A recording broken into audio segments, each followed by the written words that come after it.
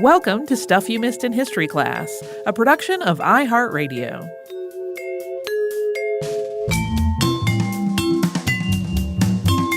Hello and welcome to the podcast. I'm Holly Fry. And I'm Tracy V. Wilson. And we left you with a cliffhanger last time around. We were talking about the history of the Haunted Mansion in Disneyland and how it came to be built and how that concept went from just an idea in the early 50s to becoming an actual thing that park visitors know about today, because it really is quite a long and winding road for that ride in particular. Mm-hmm. And so when we left off, Rolly Crump and Yale Gracie were two gentlemen that were working on effects that were going to go into the Haunted Mansion. And they had done this really amazing demonstration where they kind of made a mock-up of the whole attraction and how it would work. And other Imagineers and Walt and other stakeholders in Disneyland got to walk through it and experience it. They were all completely blown away by it. It was so amazing. It was also very slow. Yeah, those amazing effects had really wowed the whole crowd, but they also took way too long to play out. And the show was deemed inefficient at that point. So there was no way they could move people through quickly enough to avoid long lines and log jams. And there's a term that's often used for rides when they're talking about load and how quickly they can get things through, that they wanted them to be people eaters. Like they had to just be able to move people through really quickly. And so even if some of the elements of this show had been omitted, the time it was going to take to reset some of the effects for each new group coming through on the tour was just still not going to be workable. In addition to this whole timing issue, Walt had kind of cooled on this idea of the haunted house being a walkthrough attraction. Sleeping Beauty's castle features a walkthrough story display that's been there since the opening, and he had really never been too happy with it. And then, to make matters worse, we talked about this in the first episode, there had been a debate over whether the exterior should look pristine or just a shambles. Walt wanted it to look pristine to match the rest of the park, and other designers wanted it to look crumbling, like a crumbling old mansion, and a little run down like a haunted house normally would. The kind of place you'd look at and go, that is haunted. Yeah. Yeah, so that had been a little bit of a problem. And back when Ken Anderson, who was head of this project at the time, had been talking to Walt about it, he just decided he would move to focusing on the interior and they would table this issue. But they had just stopped talking about the outside of the attraction. There had never been an agreement on how it was actually going to look. And so that remained unresolved. So as the 1950s came to a close, so did plans for a Disneyland haunted house. And they basically put the whole thing on hold. Yeah, so the haunted house, just to review quickly, had been part of the plan for Disneyland since Walt first envisioned the whole park in 1951. So they had spent almost a decade at this point working on things, and then they just had to kind of say goodbye to it for a bit. Yeah, I know sometimes I get frustrated when I am banging my head against something, trying to work on it for like an hour and a half. And they've been banging their heads working on this for like 10 years. Yeah, I mean, not the whole team, but although they do go on for many more years. But so the haunted house project then languished until 1961. So it was a couple years, but Walt was still really eager to expand the park, and the WED team, or WED, depending on what you prefer, which eventually became Disney Imagineering, decided that they were going to once again take on this troubled project. There was such a strong desire to get this thing up and running that they started passing out handbills in the park that very year, announcing that in 1963, 2 years down the road, the Haunted Mansion, as it was now officially was being called, would be open to guests and haunts. So a little bit of let's light a fire under ourselves to get this done, and also a little bit maybe putting some of the cart before the horse. Yeah, I mean, they were throttled by the deadline, and so construction really did kind of catapult forward. But even so, it was not quite at the pace that was hoped for. And while the exterior of the Haunted Mansion was in place, pristine, by the way, they went with Walt's pristine plan, which is not really a surprise. In 1963, the exterior was completely done, but the interior was far from finished. Walt asked Martin Sklar to come up with copy for a real estate sign that would be inviting ghosts to move into this home in Disneyland. And here's the sign that appeared outside the empty building. Do you want to read this? I bet you like it. Sure. It reads, "Notice, all ghosts and restless spirits. Post-lifetime leases are now available in this haunted mansion. Don't be left out in the sunshine. Enjoy active retirement in this country club atmosphere for the fashionable address for famous ghosts. Ghosts trying to make a name for themselves, and ghosts afraid to live by themselves. Leases include license to scare the daylights out of guests visiting the Portrait Gallery, Museum of the Supernatural, Graveyard, and other happy haunting grounds. For reservations, send resume of past experience to Ghost Relations Department, Disneyland. Please do not apply in person." I love that. It's so charming. So things were behind schedule at this point, but they were progressing along. Guests were getting at least a little sense of the flavor of the attraction because the exterior was there, and so things were kind of back on course. But then they were put on hold again when Walt agreed to build 4 attractions for the 1964 to 1965 World's Fair. Yeah, and this is an interesting one. As a brief aside, I have heard people say before when you're talking about Disney history, like you do, which I do, there's often this misconception that the World's Fair actually came before Disneyland opened, and that because some of the pieces that Walt worked on for the World's Fair moved into Disneyland, I think there's been this confusion about the timing of when Disneyland happened. But in fact, it was up and running. They just paused on all current projects.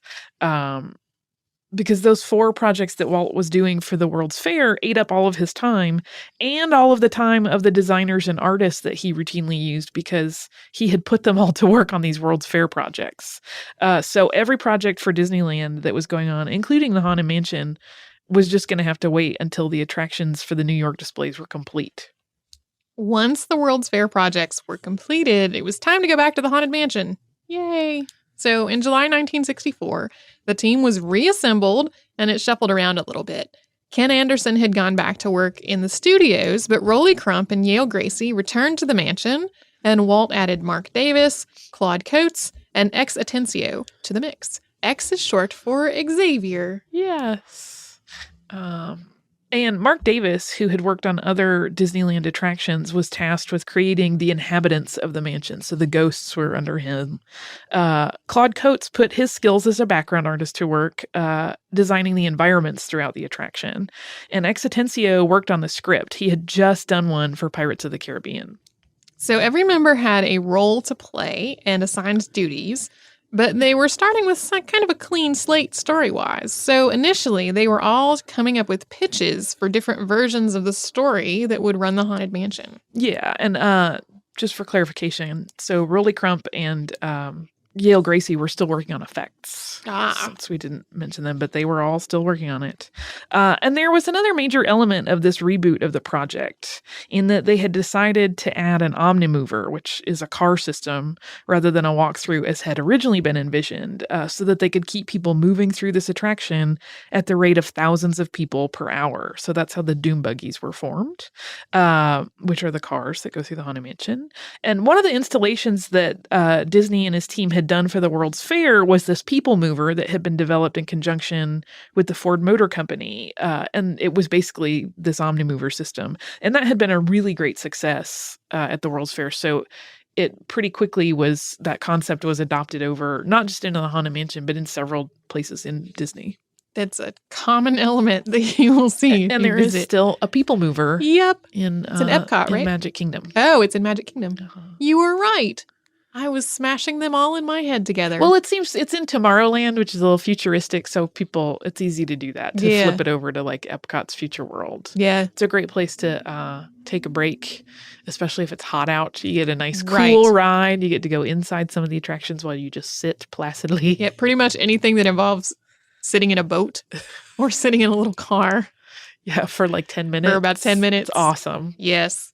Rolly Crump's work when they were working on concepts was way outside of what the other men were working on. And even he admitted when Walt was reviewing everybody's work that he didn't know how it fit into the attraction. He had designed things like a melting candle man and a sentient walking chair. Yeah, so as they were all pitching these new versions of the Haunted Mansion story and like how it would all go together in terms of uh, um, continuous thematic thread, Rolly Crump was just drawing these bizarre things that no one knew what to do with.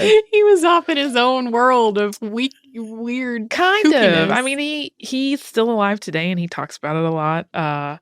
But yeah, his style of art is really unique. It's now pretty much accepted that some of his crazy designs are what led to the famous damask wallpaper that's got the eyeballs in the Haunted Mansion. Mhm. For a while, it was a matter of debate over where that actually came from. But if you look at some of his early sketches and some of these works he was puzzling over, it's very similar style to some of the pieces there. And so after having done this review where Rolly Crump is like, I don't know how it fits in. I'm just spitballing weird things that I think are, a little bit more new and interesting than the standard like Haunted Mansion fare. Because, he didn't want to do the same stuff that any other haunted house would have. He wanted unique and interesting and outside of what people had experienced before. So apparently after not sleeping on it, because interviews with Crump, he loves to tell this story, and he specifically always mentions that when Walt comes to see him the next morning, that he was actually there before Rolly Crump got there, sitting in his chair. He was wearing the same clothes as the day before and said that he couldn't get any sleep because he was thinking about what to do with these designs. Walt had decided at that point that Rolly's designs were going to be part of what he called a museum of the weird that would fall at the end of the attraction as guests exited, and that they could walk through at their own pace. So kind of the way that people will know now, many rides in any Disney park will kind of shoot you out into a gift shop. Mhm. This was going to shoot you out into this weird museum. Yeah. Rolly Crump's Museum of the Weird. Once Crump had been tasked with making this museum show, he came up with all kinds of odd and wonderful things for it. He pulled out things he'd worked on earlier in the attraction's development process and embellished their designs, and he envisioned lots of things that'll kind of ring familiar to those who've been to the Haunted Mansion in Disneyland or Disney World, like a seance with floating furniture, marble busts whose gazes followed the guests, portraits that morphed and changed before people's eyes. There was even a haunted fortune teller's cart.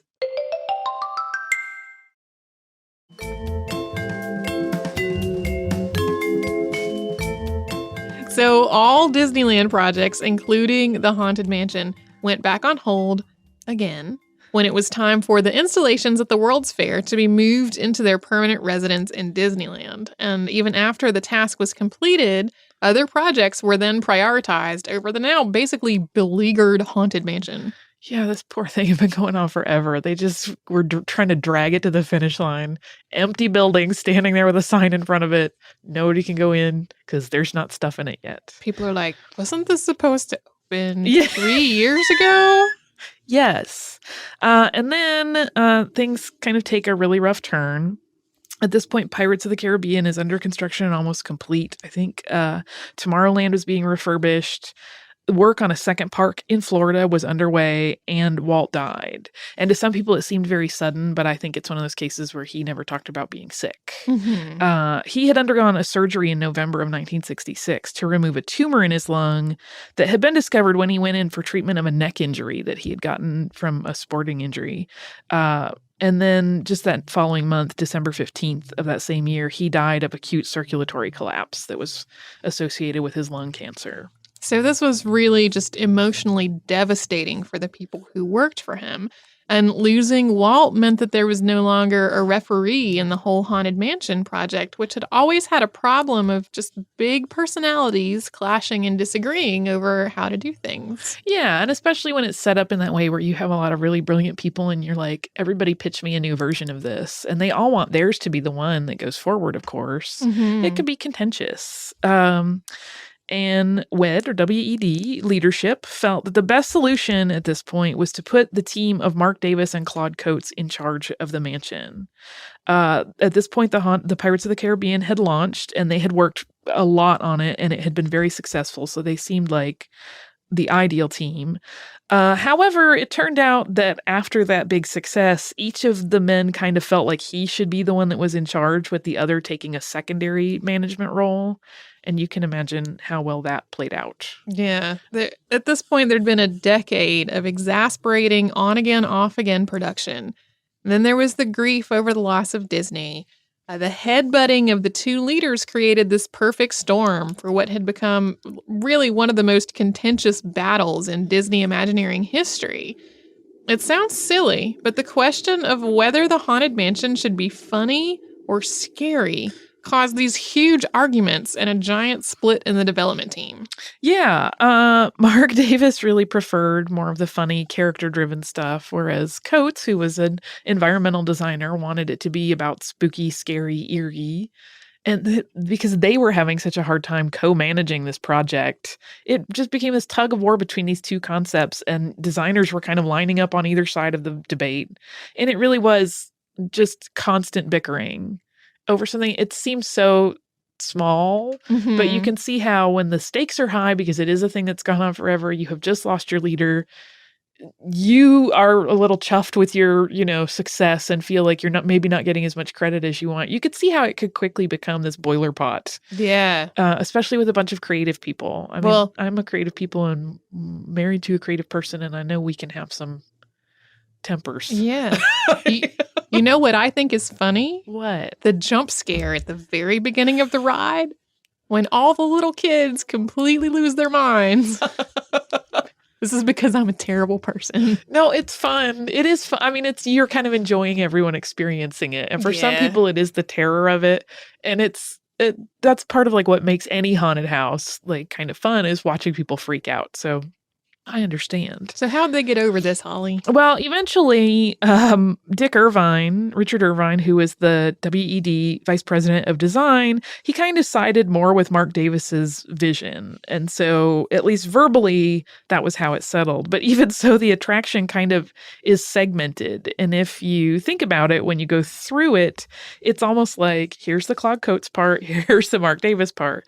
Coates' vision for the moody and creepy is really more the first half of the ride, like when you're going through all those environments and you're seeing the creepy coffin with the guy talking out of it and the long hallway trip, and there aren't a lot of characters about, there aren't a lot of like ghosts that you see. You have like it's about mood. It's like the doors that are knocking themselves. Yes, exactly.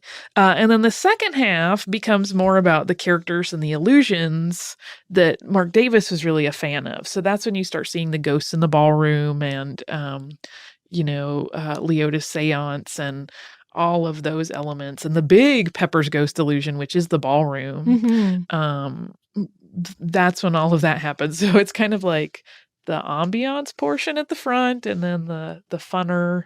We're going to set the stage, and then we're going to have a story.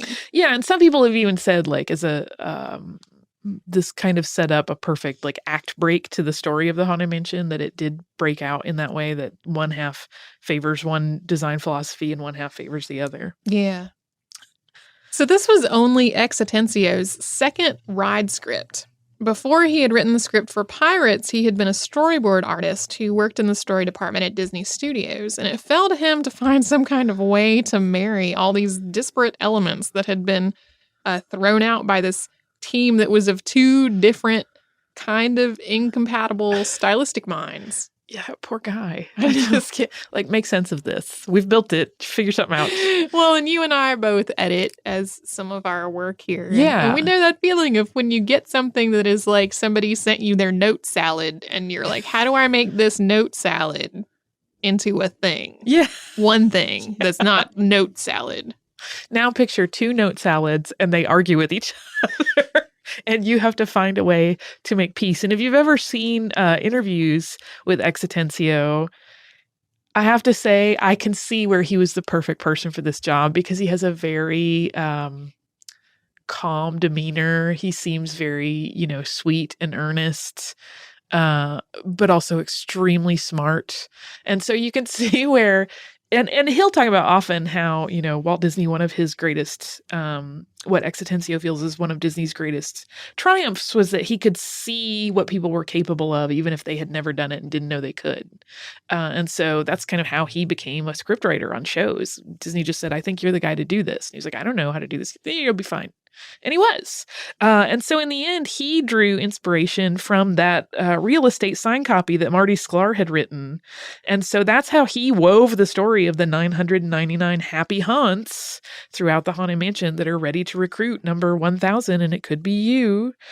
So all the way from the stretching portrait room to the hitchhiking ghosts, it's all about, these many different spirits that have made their home in the Haunted Mansion and how they would love to invite another member, which I think is kind of fabulous and an ingenious solution to this problem. Well, and it wound up being a really memorable one. Yeah. I've been to Disney twice in my life, once when I was 5 and once when I was in my late 30s. And from that 5-year-old trip. With me. And you got to watch me freak out on the Haunted Mansion. And one of the, because you don't remember giant piles of stuff when you were 5. Yeah, it's usually impressions, little kind of piecemeal. Yeah. And one of the few absolutely clear memories I have of Disney from the trip when I was 5 is the hitchhiking ghosts in the Haunted Mansion. Yes, they're very lovable. I think I was quite concerned that one of them actually was coming home with me. I'm always quite sad that they're not in the car when I leave. Oh. Like, Phineas, come on, get in the car. So, at long last, on August 9th, 1969, more than 18 years after the project had started and 6 years after the empty house had appeared in a corner of Disneyland, finally, the Haunted Mansion opened its doors. Yeah, if you ever want perspective on a work project, just remember, Goff was doing his designs, his first sketches in 1951. Yeah. I also want to gripe way less about, video games that get perpetually delayed or maybe never happen. Yeah. Usually that does not go on for 18 years. Yeah, it's a long time. And I can only imagine. And I think that also led to kind of some of the, we talked about it tying in, but I can only imagine the fever pitch of potential frustration and just taut nerves by the end of it while they're having all those arguments about the style of it. Mm-hmm. And they've just been on this project for some of them a decade or more. They just probably want it done and they want to go home and have a life that has nothing to do with the Haunted Mansion. Yeah.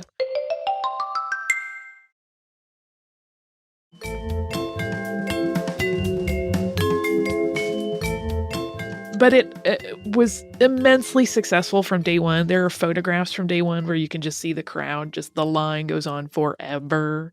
And a week later, the Haunted Mansion set a single-day attendance record. 82,516 guests went through its doors in one day. I have a hard time imagining that many people. That's a people eater. Mm-hmm. That's how that works. So there was a rumor leading up to the opening that one of the reporters at a press viewing had a heart attack and died, causing the ride to be redesigned at the last minute. Exitensio has said that the preview period for attractions always reveals some problems that need tweaking, but no one died of fright.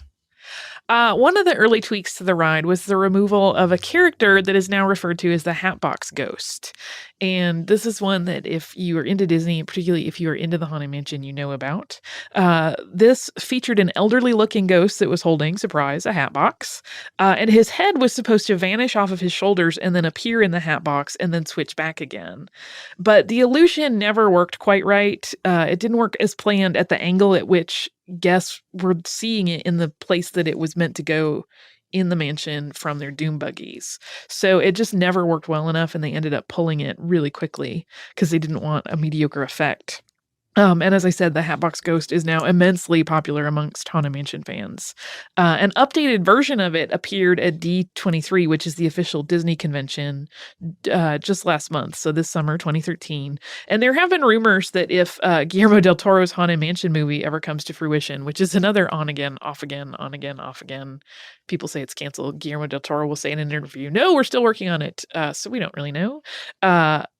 But the rumor is that the good old Hatbox Ghost will be prominently featured, but what plans, if any, Disney really has for the character is not known to the public at this time, to the best of my knowledge. So hopefully Hatbox comes back. There is I think there is a site called, well, I know there's a site called doombuggies.com, and I think they have a picture that someone managed to take very early on in those either preview days or one of the first days that it was open before it got pulled, where you can see what the Hatbox Ghost looks like. Nice. He's very popular.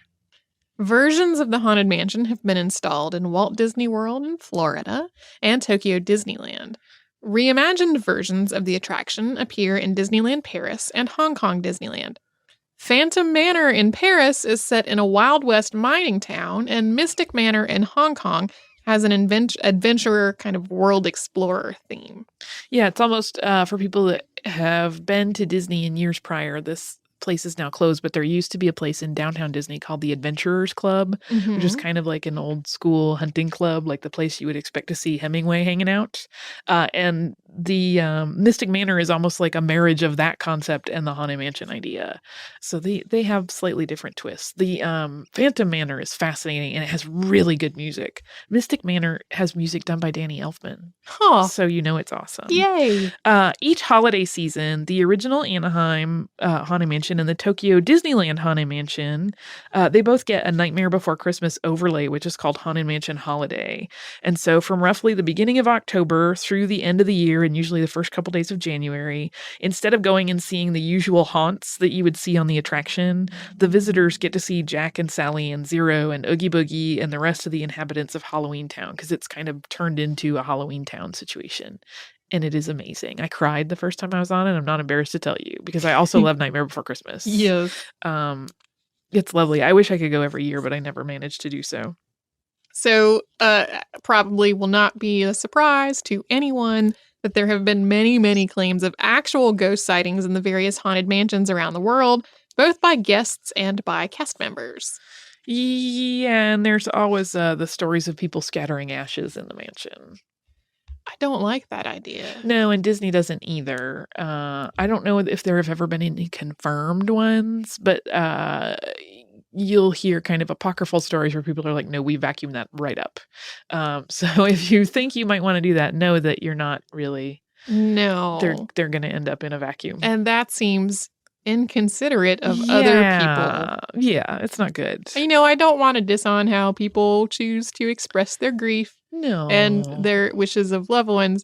I do not really approve of the idea of getting other people's remains on me while I'm in a theme park ride. And you're right. I understand. There's nowhere I would rather be scattered, but those are the rules.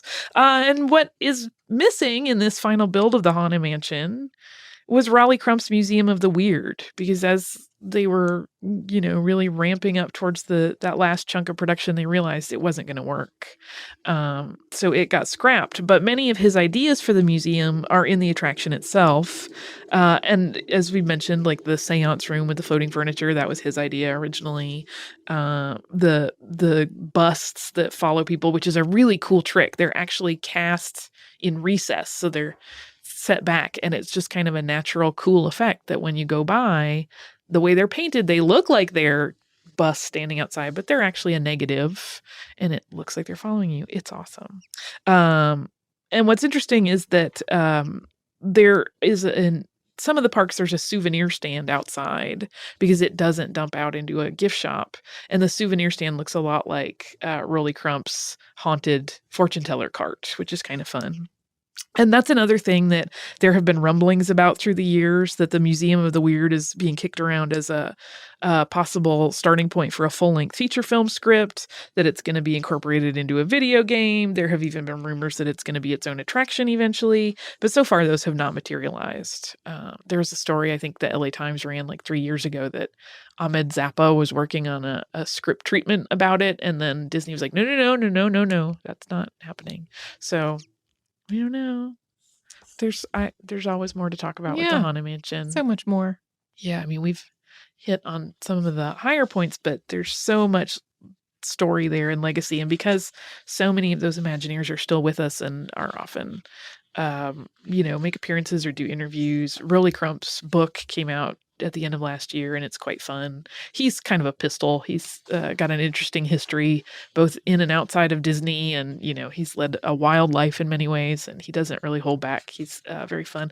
Exitentia, like I said, just comes across as the sweetest man you would ever want to meet on the planet, and they love to wax rhapsodic and talk about the old times and working on this project. And I'm sure it was a trial by fire, but they still seem to look back at it kind of lovingly because they recognize what it became. Yeah, if I had been working at Disney in the 50s, I'm sure I would be waxing rhapsodic about that all the time, even if it was really hard because of what it grew into. Yeah, and it does sound like it. Again, it's one of those things where we see it today, and it's a huge, massive company, and many people talk about how their dream job would be to work for Disney, and it was even for these guys. But I think people don't realize it wasn't like you instantly get rich. Like, I was watching an interview with Rolly Crump not too long ago, and he was saying when he got hired at Disney, they offered him less than half of what he was making working in I think a ceramic tile factory. Mm-hmm. And he was like, I have a kid on the way, I don't know what to do.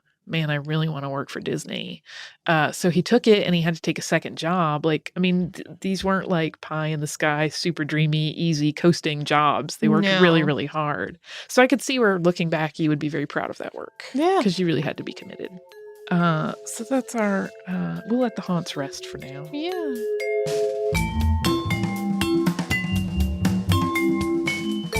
Thank you so much for joining us today for this classic. If you have heard any kind of email address or maybe a Facebook URL during the course of the episode, that might be obsolete. It might be doubly obsolete because we have changed our email address again.